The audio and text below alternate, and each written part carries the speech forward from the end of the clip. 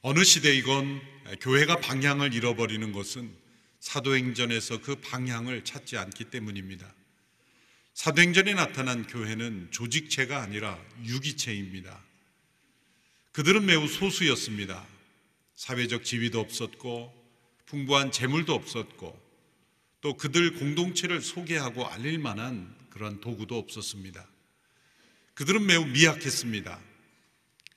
로마 시대 그리스도인들의 다수는 그 시대의 신분으로는 종이었습니다. 이러한 사람들이 사도행전 17장 6절의 말씀을 보면 세상을 뒤집어 놓았다라는 표현이 나옵니다. 불과 200년이 되지 않아서 로마 제국의 영향력 아래에 있는 모든 그런 공동체 가운데 가장 영향력 있는 공동체가 되었습니다. 그들에게 엄청난 핍박과 고난이 주어졌음에도 불구하고 예수님을 믿는 이들은 계속해서 증가했습니다. 도대체 어떤 공동체, 어떤 모습이었길래 그들은 세상을 뒤집어 놓는 공동체가 되었을까? 그 대답을 주는 책이 바로 사도행전입니다. 그것은 정치적 세력에 의한 것이 아니었습니다. 또 그들의 선한 행위 때문만도 아니었습니다. 물론 그들은 로마 제국에서 가장 선한 행실을 보여주는 이들이었음이 분명합니다. 초대교회 때 로마 제국 시대에 전염병이 돌아왔고 많은 사람들이 희생당할 때 누구도 그 전염병에 걸린 사람들을 도우려 하지 않았을 때 그리스도인들이 앞장서서 도왔습니다. 거리에 너부러져 있는 시신들을 치우지 않았을 때 그리스도인들이 나서서 목숨을 걸고 거리를 청소하고 그들을 돌봐 주었습니다. 그 놀라운 선행이 그 당시 많은 사람들에게 신선한 도전과 충격을 주었을 것이고 그로 인하여 예수님을 믿는 이들도 있었을 겁니다. 그러나 그것이 교회가, 그리스도인들의 공동체가 로마 제국을 뒤집어 놓는 결정적 계기는 아니었습니다. 오늘 이 시대까지 교회가 존재해 온 것은 교회가 세상 속에 가장 선한 사업을 많이 한 공동체이기 때문은 아닙니다. 도리어 역사적으로 냉정하게 평가해 보면 역사적으로 교회가 세상에 잘한 것보다 잘못한 것이 더 많을 수 있습니다. 십자군 전쟁이 그랬고 종교 전쟁이 그랬고 중세 교회가 세상에 권력화된 것이 그러했고 또 심지어 신앙의 순결함을 추구했던 청교도 시대에도 수많은 종교 이단 재판을 통해 무고한 사람들을 희생시키기도 했습니다. 그럼에도 불구하고 교회가 존속되어 오고 오늘 이 시대에도 영향력 있는 이유는 무엇입니까? 단지 사람이 많이 모였기 때문입니까? 아닙니다. 그것은 교회에게 맡겨진 중요한 소명이 있기 때문입니다. 그것은 바로 예수 그리스도와 하나님의 나라에 대한 소식을 전할 책임을 부여받은 유일한 공동체이기 때문입니다. 사도행전에 나타난 교회가 어떻게 미약하고 소수의 사람들이 세상을 뒤집는 공동체가 되었을까? 그 단 한 가지 이유는 예수님이 십자가에서 죽으시고 다시 살아나셨다는 소식을 전했으며 또한 그 예수 그리스도를 통해 우리에게 임한 하나님의 나라에 관한 소식을 그들이 전했기 때문입니다. 예수 그리스도의 부활과 하나님의 나라에 대한 소식을 전하는 것 그 자체가 세상을 변화시키는 능력이 되었다는 것입니다. 그것이 교회가 존재해왔던 이유이며 또한 미약하게 시작했던 그 공동체가 전 세계에 퍼져나갔던 이유입니다. 따라서 사도행전에 나타난 교회의 모습을 통해 오늘 우리의 교회가 어떤 모습이 되어야 할 것인가? 첫째, 교회는 예수 그리스도와 하나님 나라의 증인들이라는 이 정체성을 잃어버려서는 안 됩니다. 예수님께서 부활하신 후 40일 동안 제자들에게 나타나시며 말씀하신 내용을 오늘 본문 1장 3절은 이렇게 말씀합니다. 예수께서 고난당하신 후에 자신이 살아계심을 여러 가지 확실한 증거로 사도들에게 직접 보여주셨고 40일 동안 그들에게 나타나 하나님 나라에 대한 일을 말씀하셨습니다. 하나님 나라에 대한 말씀을 하셨다는 겁니다. 예수님이 육신으로 계실 때에 주셨던 모든 교훈, 행하셨던 모든 기적, 그 모든 것도 다 하나님 나라에 대한 교훈이요, 하나님 나라의 표적이었습니다. 예수님이 공생애를 시작하실 때도 이렇게 시작하셨습니다. 마가복음 1장 15절의 말씀에 때가 찼고 하나님 나라가 가까이 왔으니 회개하고 복음을 믿으라. 예수님은 하나님 나라가 우리에게 왔다라고 말씀하셨습니다. 우리가 하나님 나라를 찾아가는 것이 아니라 하나님 나라가 우리에게 왔으니 돌이켜 회개하고 복음을 믿으라. 이 복음이라는 기쁜 소식의 내용이 바로 하나님 나라가 왔다는 겁니다. 인간 스스로는 그 하나님의 나라에 들어갈 수 없습니다. 왜요? 우리 모든 인간은 아담 안에서 에덴 동산 밖에서 태어난 존재들이며 우리 스스로는 하나님 나라에 들어가기에 합당한 회개를 할 수 없기 때문입니다. 에덴 동산에서 쫓겨난 아담과 하와가 하나님 앞에 회개하며 무릎 꿇고 눈물 흘리며 하나님, 저희가 잘못했습니다. 불순종했습니다. 우리가 타락했습니다. 돌이키겠습니다. 다시 그 문을 열어주십시오라고 회개하는 기록이 있습니까? 도리어 하나님 앞에 변명하고 숨고 피하고 그리고 하나님 없는 세상을 꿈꾸었던 것이 인간의 역사입니다. 오늘 이 시대에 이르기까지 하나님 나라 밖에 존재하는 인간들은 하나님의 다스리심을 거부하고 하나님 없는 세상을 꿈꾸는 것이죠. 세월이 흘러갈수록 인간들은 더욱더 하나님의 존재를 부정할 뿐만 아니라 하나님의 창조 질서를 무너뜨림으로 인간이 주인된 세상, 더 나아가 자신의 타락한 감정이 합리화되고 합법화되는 그런 세상을 만들어가고 있습니다. 인간 스스로는 하나님 나라에 들어갈 수 없습니다. 집을 나간 둘째 아들이 누가복음 15장에서 예수님께서 알려주신 비유 가운데 집을 나가 호랑방탕하던 아들이 집에 돌아왔다는 것이 받아들여지는 의미는 그 아버지가 용서하고 기다리고 있었기 때문입니다. 둘째 아들이 회개하고 왔기 때문에 회복된 게 아니라 그 아들의 회개가 의미가 있으려면 아버지의 문이 열려 있어야 되는 겁니다. 아버지가 그 마음의 문을 열고 기다리고 있었고 용서하고 있었기에 아들이 회개하고 돌아올 수 있었던 겁니다. 하나님께서 하나님 나라의 문을 열어주시지 않으면 우리 스스로 그 나라에 들어갈 수 없습니다. 예수님은 말씀하셨습니다. 하나님 나라의 문이 열렸다. 하나님의 나라가 우리에게 임했다. 그 나라가 임했으니 돌이키라. 그리고 복음을 믿으라.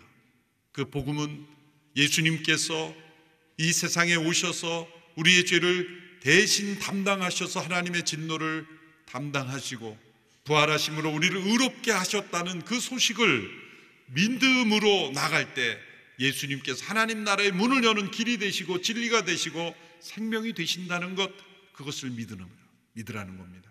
그것이 우리가 하나님 나라에 들어가는 길이 된다는 것이죠. 하나님 나라에 대한 이 소식을 예수님께서 부활하신 이후에 말씀하셨고 공생애 내내 하나님께서 말씀하신 것이, 예수님께서 말씀하신 것이 하나님 나라에 된 겁니다. 그럼 교회란 무엇입니까? 그 예수님을 믿음으로 구원받은 성도들은 이 세상에서 남다른 어떤 종교 조직체를 만들어서 그냥 이 땅에서의 삶으로 살아가려고 하는 것이 아니라 하나님의 나라에 들어가는 백성이 되었다는 것, 이 세상에 살지만 영원한 하나님 나라의 백성으로 사는 것입니다. 땅에 발을 딛고 살지만 하늘에 속한 하나님 나라의 백성으로 살아간다는 겁니다. 이런 의미에서 교회의 정체성은 하나님 나라의 대사관입니다. 어느 나라의 대사가 다른 나라에 갔을 때 자신의 의견을, 자신의 정책을 그 나라에 전하지 않습니다. 본국에 자신을 보낸 그 나라의 정책과 방향을 대언할 뿐입니다. 자기 스스로를 보낸 것이 아니라 보냄받은 사람들이기 때문입니다. 그래서 교회를 헬라어로 표현할 때 에클레시아라고 표현했습니다. 에크라는 건 영어로 from, 무엇으로부터, 클레시아라는 건 보냄을 받았다, 콜드, 불러냄을 받았다는 겁니다. 무엇으로부터 불러냄을 받았습니까? 세상으로부터 불러냄을 받아 하나님 나라로 들어온 이들이 이 세상 속에 하나님 나라를 보여주고 하나님 나라로 사람들이 들어올 수 있도록 하는 하나님 나라의 대사관이라는 겁니다. 예수님께서 제자들에게 천국의 열쇠를 주었다라고 말합니다. 하나님 나라의 열쇠가 교회에 주어져 있다. 그것은 무엇입니까? 예수 그리스도에 대한 참된 신앙 고백입니다. 하나님의 나라에 어떻게 들어가는지를 보여주신 그 복음, 그것이 천국의 열쇠입니다. 교회가 역사상 수많은 과오가 있었음에도 불구하고 세상 속에 소멸하지 아니하고 오늘 우리 시대까지 존재한 것은 바로 하나님 나라에 들어가는 열쇠를 부여받은 공동체이기 때문이며, 예수님의 십자가와 죽음이 역사적 사실이며 그분을 통해 이루신 하나님 나라의 그 놀라운 이야기가 전해져야 하기 때문에 교회가 부르심을 받았다는 것입니다. 오늘 이 시대에 우리는 어떠한 제국으로 부름을 받았습니까? 사도행전의 교회는 로마 제국 시대의 사회로 부름을 받았습니다. 오늘 우리가 부름받은 이 시대의 제국은 소위 포스트 모더니즘, 탈근대주의라고 하는 이 사상에 의하여 움직여지는 이 세상의 제국으로 부름을 받았습니다. 근대주의까지만 해도 이성과 과학을 하나님보다 더 높이 여긴 것이 문제이지만, 그러나 이성적이고 과학적으로 합당한 것은 또 받아들였습니다. 그러나 이 시대는 이성조차도 무시하고 과학조차도 무시하는 시대, 오직 인간의 감정, 느낌, 자신이 옳다고 느끼면 옳은 것입니다. 하나님의 절대 진리를 부정하고 하나님의 권위를 부정하며 하나님 만드신 창조 질서를 부정하는, 그저 자기가 느끼는 것이 옳은 시대가 되어버린 영적 사사 시대, 포스트 모더니즘의 시대죠. 이러한 시대로 부름을 받았어요. 만일 이러한 시대에 우리가 예수 그리스도 하나님 나라에 대한 분명한 믿음과 증인이 되지 못하면 이 세상의 제국에 우리는 휩쓸려 갈 수밖에 없습니다. 어떤 의미에서 이 시대는 로마 제국 시대와 유사합니다. 어떤 의미에서 유사합니까? 주후 1, 2세기까지 교회는 엄청난 핍박을 받았습니다. 예수 그리스도를 믿는다는 것은 곧 순교를 의미했습니다. 화형장으로 끌려가고 로마 경기장의 먹잇감이 되고, 그 엄청난 핍박에도 불구하고 예수님을 믿는 이들은 줄어들지 않았습니다. 도리어 증가됐습니다.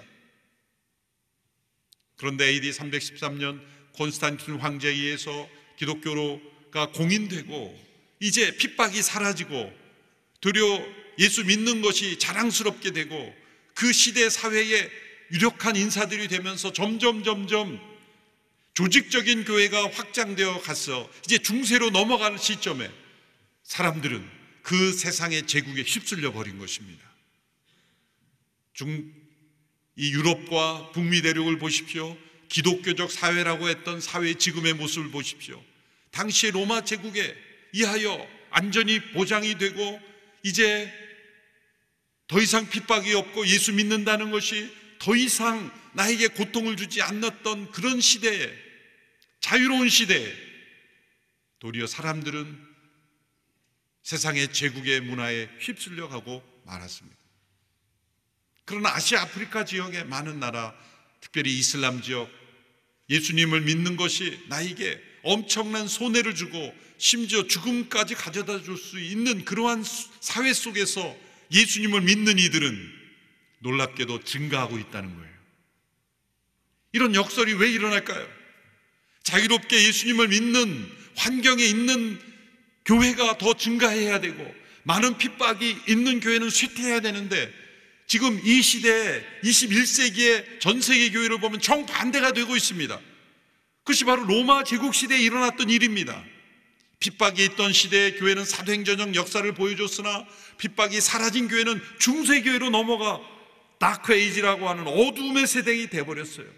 교회가 세상 절치 질서에 휩쓸려 버리고 세상의 권력을 탐하고 천년 가까이 어두운 교회의 역사가 된 것은 도리어 고난과 핍박이 사라졌기 때문이죠. 오늘 이런 역설적인 시대에 교회가 세상의 제국에 휩쓸릴 것인가, 아니면 세상의 제국을 뒤집어 엎는 세상이 될 것인가? 정치적 세력으로 뒤집어 엎는다는 게 아닙니다. 어떤 이념에 의한 혁명을 하자는 게 아닙니다. 그 무엇으로 이 세상을 뒤집겠습니까? 사도행전에 나타난 대로 예수 그리스도의 십자가 부활, 그리고 하나님의 나라에 대한 소식이 전해질 때 세상은 변화되었다는 것입니다. 우리나라가 어떻게 변화되었습니까? 조선 말기 구습과 가난과 전염병이 창궐하던 이 세상이 어떻게 변화됐습니까? 어떤 정치가가 일어나서 변화시켰습니까? 고종황제가 변화시켰습니까? 누가 이 나라 민족이 다시 일어날 수 있도록 이끌었습니까? 그 가난과 구습, 그 엄청난 우상 숭배로부터 어떻게 이 나라 민족이 일어날 수 있었습니까? 우리나라 민족의 역사를 정직하게 돌이켜보면 복음이 이 땅에 들어온 이후입니다.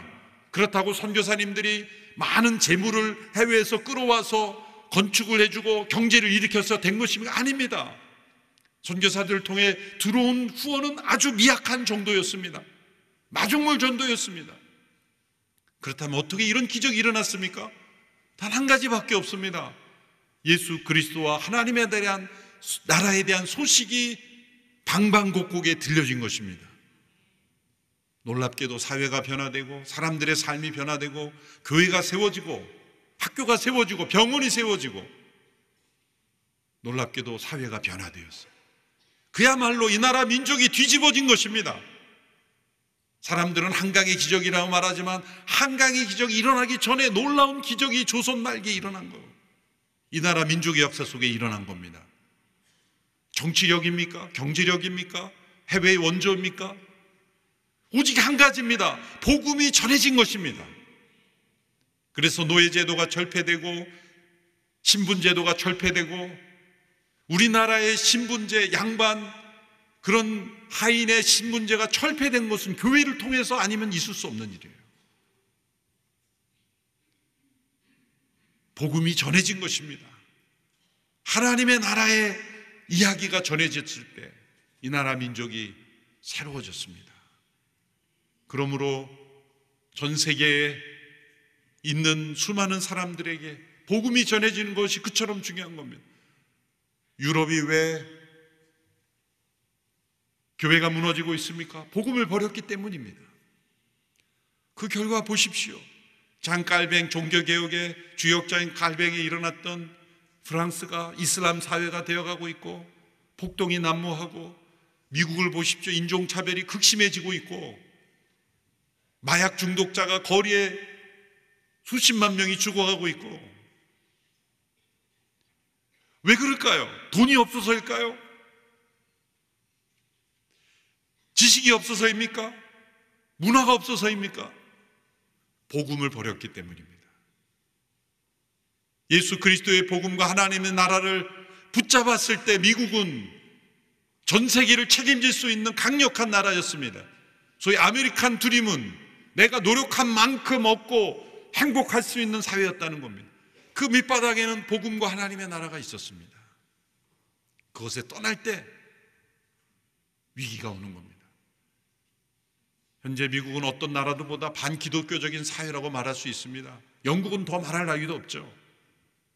복음과 하나님의 나라를 버렸을 때는 교회는 쇠퇴할 뿐만 아니라 사회는 극심한 혼란에 처하게 됩니다. 사랑하는 성도 여러분, 사도행전적 교회의 모습을 보면서 오늘 이 시대 포스트 모더니즘으로 물들어가는 이 시대 우리 온누리교회 성도들이 예수 그리스도의 십자가 부활의 복음과 하나님의 나라에 대한 이야기를 사람들에게 전하는 것을 부끄러워하지 않는 담대한 증인이 되기를 축원합니다. 두 번째로 교회는 성령의 능력을 통해 땅끝까지 나아가는 증인들입니다. 교회가 생명력이 있는가 없는가는 땅끝을 향하고 있는가 아닌가입니다. 여기서의 땅끝은 어떤 지리적 개념의 어딘가가 아니라 자기 가족이 땅끝일 수도 있고 지구 반대편에 있는 누군가가 땅끝일 수도 있습니다. 그것은 우리끼리의 모임이 아니라 땅끝을 향하여 나아가는 모임이냐 그겁니다. 우리 교회 사역하다가 지방의 어느 교회 담임 목사로 가신 분이 저를 초청을 해서 하루 저녁 말씀을 전하러 간 적이 있습니다. 집회 전 잠시 티타임을 하는데 목사님이 저에게 그런 말을 했습니다. 목사님, 제가 교회 부임한 이후로 그 교회 가장 오래되신 한 분이 찾아오셔서 조언을 좀 하고 싶다고 왔다는 거예요. 그래서 예, 듣겠습니다, 말씀하십시오 그랬더니 그분이 하는 말씀이, 그 교회가 오랜 전통이 있는데 여러 목사님들이 이제 새로 부임하고 새로운 담임 목사님들이 오시는데 오시는 분마다 공통점이 있는데 세 가지를 강조하더라는 거예요. 그런데 자기는 이 세 가지가 너무 싫다는 거예요. 제발 그것 좀 시정해 달라는 거예요. 뭡니까? 첫 번째는 땅끝이라는 거예요. 땅끝 하는데 가보지도 않은 땅끝을 왜 자꾸 얘기하는지 속상하다는 거예요. 우리 집 마당이나 좀 잘 챙기자. 우리가 살고 있는 마을이나 좀 챙기지 왜 자꾸 땅끝을 얘기하냐. 화가 난다는 거예요. 두 번째는 차세대. 우리 같은 올드세대가 얼마나 헌신했는데 올드세대는 예산도 안 주고 차세대만 예산 주고. 세 번째는 새신자. 새신자 모면 담임 목사들은 맨발로 뛰어가는 환영하고 우리 같은 헌신자들은 헌신짝처럼 버리고 그리고 냉비한다 그런 거예요. 이 세 가지가 너무 싫다는 거예요. 정말이냐 그래요. 정말이라는 거예요. 돌이켜보면 저도 그런 비슷한 얘기를 들은 적이 있어요. 미국에서 목회할 때 아주 오래 신앙생활 하던 집사님 한 분이 찾아오셔서 하신 말씀이, 그때 제가 더 목회하는 교회가 새가족들이 막 증가하고 있었을 텐데, 목사님 저 새가족 많이 오는 거 싫습니다. 주차할 데도 없고 앉을 데도 없고 너무 그렇게 새가족 환영하지 말아달라는 거예요. 비슷한 맥락이죠. 이분들이 수십 년 신앙생활 한 분님들입니다. 왜 이렇게 될까요? 교회를 클럽이라고 생각한 거예요. 여러분, 클럽은 당연 멤버들을 위해 존재하고 다른 사람이 클럽에 함부로 들어오지 못하죠. 사회 보면 많잖아요. 클럽들은 많잖아요. 함부로 못 들어가요. 술 마시는 클럽 말고 멤버십이 되어 있는 클럽, 거기는 그 회원들의 권리와 회원들의 그를 위해서 존재하는 거기 때문에 아무나 들어갈 수가 없어요. 교회는 클럽이 아닙니다. 교회는 증인들입니다. 땅끝을 향해 나아가는 거예요. 교회가 클럽화되면 여지없이 앞서 강조한 세 가지를 싫어합니다. 예산이 부족하면 선교 예산부터 자릅니다. 구조 예산부터 자릅니다. 차세대는 관심이 없습니다. 더군다나 새가족은 환영하지 않습니다. 말로는 환영하지만 오면은 우리 집에 왜 왔니 그런 시각으로 봅니다.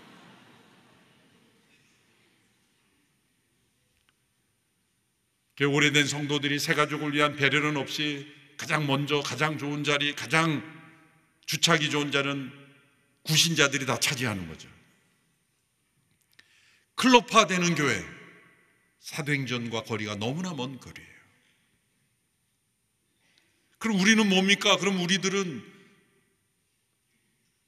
헌금하고 봉사만 합니까? 그게 아니죠. 땅끝을 향하여 나아가는 이 능력의 충만함을 경험하는 거죠. 그래서 그것이 쉽지 않다는 것을 아시기 때문에, 하나님이 아시기 때문에 성령님이 오신 겁니다. 인간의 본능적인 자기중심적인 그러한 이기적인 유전자를 가진 인간들이 땅끝으로 향하지 않기에, 차세대를 향하지 않기에, 믿지 않는 영혼을 위하여 향하지 않기 때문에 성령님이 오셔야만 되는 겁니다. 예수님의 제자들도 예루살렘에만 머물러 있었잖아요. 예수님 분명히 온 유대와 사마리아 땅끝까지 내 증인이 되리라 말씀하셨는데 그들은 예루살렘만 있었으니 핍박이 나서 흩어진 거예요. 그래서 자발적으로 땅끝을 향해 나가지 않으면 원치 않는 곳으로 흩어지게 돼 있어요. 교회가 보십시오. 다툼과 분열로 얼룩진 교회들은 땅끝을 향하지 않습니다. 열심히 땅끝을 향하고 열심히 차세대를 향하고 열심히 영혼을 구원하는 교회들은 다툼과 분열이 있을 수가 없어요. 어떤 목사님들이 저에게 가끔 물어봐요. 참 신기하다고, 온누리교회 이렇게 뭐 여러 교회들이 있고 막 그런데 어떻게 그렇게 안 싸우고 평안하냐고, 어떻게 그렇게 다툼과 분열이 없냐고 신기하듯이 물어보는 분이 있어요. 비결을 알려드릴까요? 저희는 다 땅끝으로 향하기 때문에 싸울 시간과 에너지가 없습니다.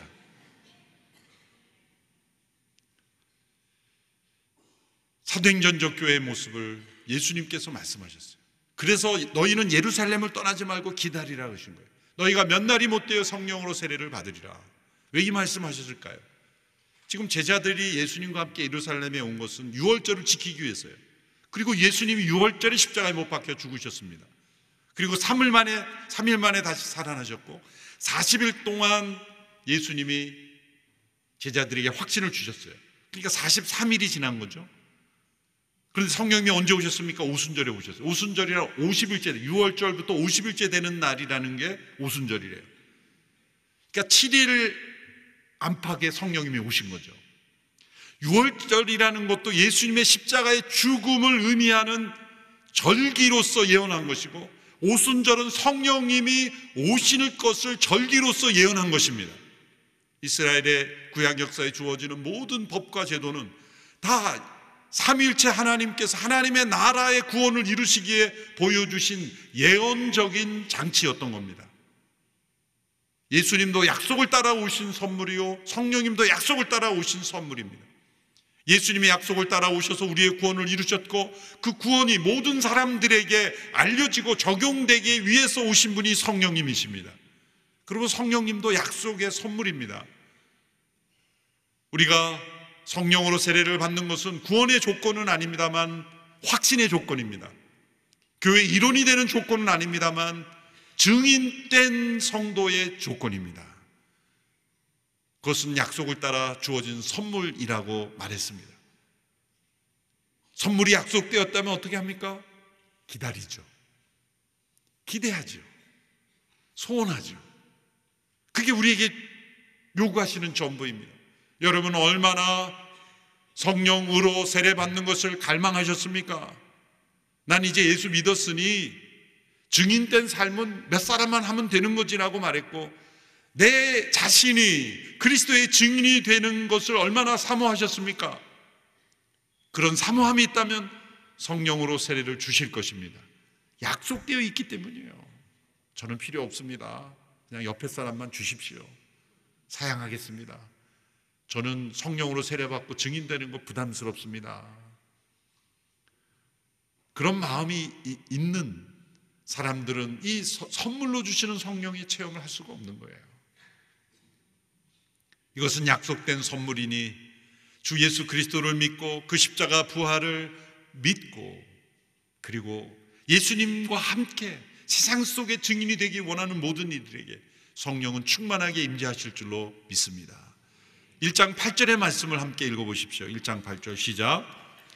그러나 성령께서 너희에게 오시면 너희가 권능을 받고 예루살렘과 온 유대와 사마리아와 땅끝까지 이르러 내 증인이 될 것이다.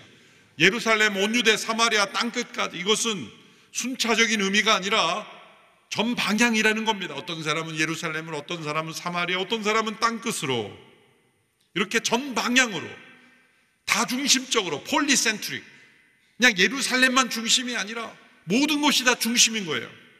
우리가 있는 바로 그것이 땅끝이요 예루살렘인 것입니다. 성령 받은 증인들은 온 세계에 있는 땅끝을 향하여 나아갑니다. 우리 온누리교회가 땅끝을 향하여 나아가기를 주저하지 않는 담대한 증인들이 되기를 축원합니다. 셋째로, 교회는 세상 끝날까지 예수님의 다시 오심을 준비하는 증인들입니다.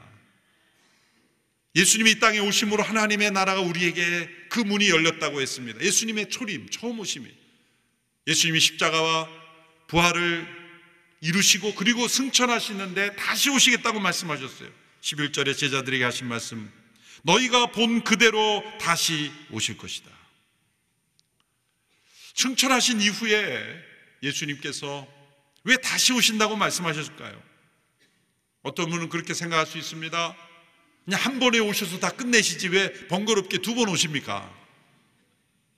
한 번 오셨을 때 세상이 끝나면 구원받는 이들이 너무나 적은 겁니다. 하나님은 그리스도께서 이루신 모든 구원의 역사를 모든 이들에게 알리고 믿고 구원받을 수 있는 그 기간을 허락하신 것입니다. 그래서 보라, 지금은 구원받을 만한 때, 은혜받을 만한 때라고 말씀하시는 겁니다. 다시 오실 그때까지 모든 사람들에게 복음이 전해진 이후에 역사의 끝이 올 겁니다. 예수님이 다시 오시는 때는 역사의 끝입니다. 예수님이 처음 오셨을 때는 비천한 모습으로 구유에 누우셨지만 다시 오실 때는 영광과 능력 가운데 오실 것입니다.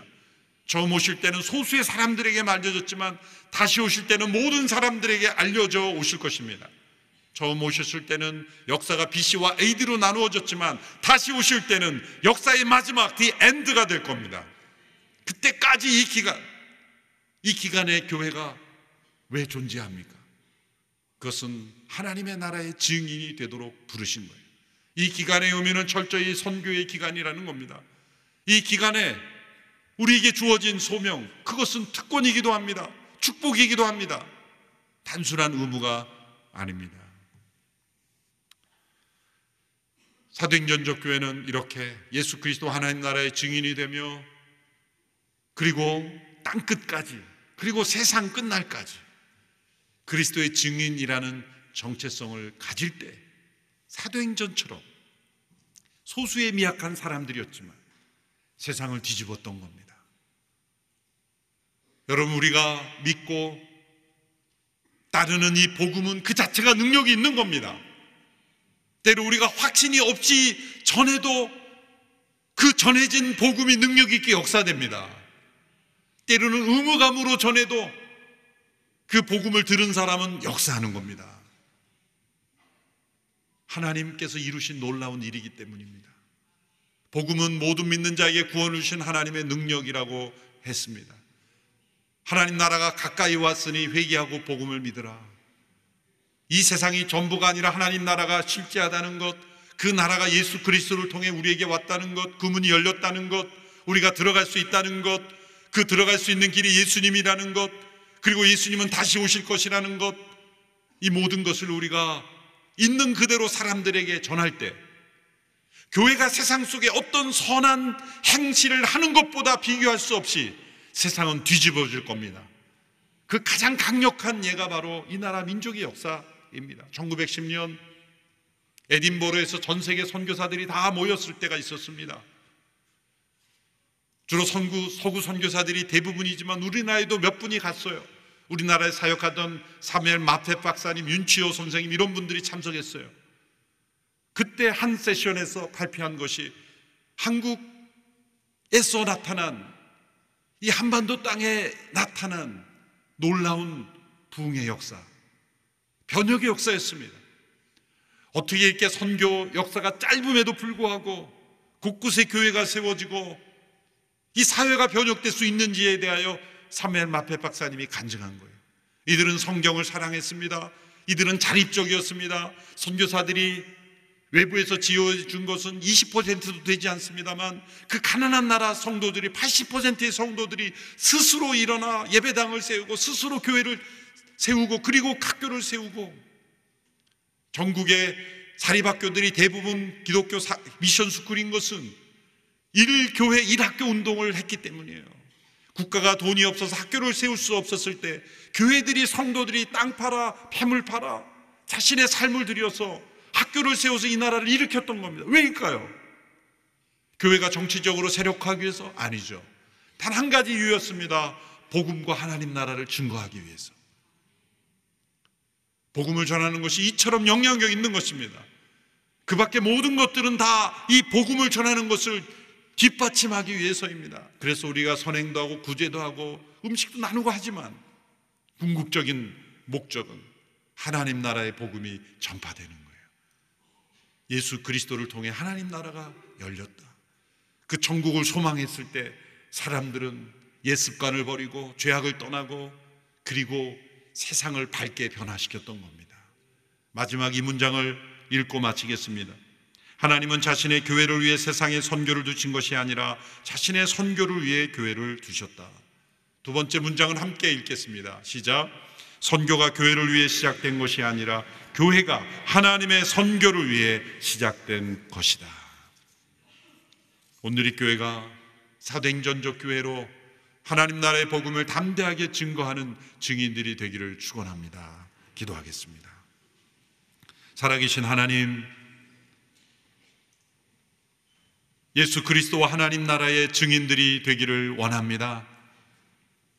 나 자신을 위한 믿음, 우리만을 위한 공동체 되지 아니하고 땅끝까지, 세상 끝날까지 향하여 나아가는 증인들이 되게 하옵소서. 예수님의 이름으로 기도합나이다. 아멘.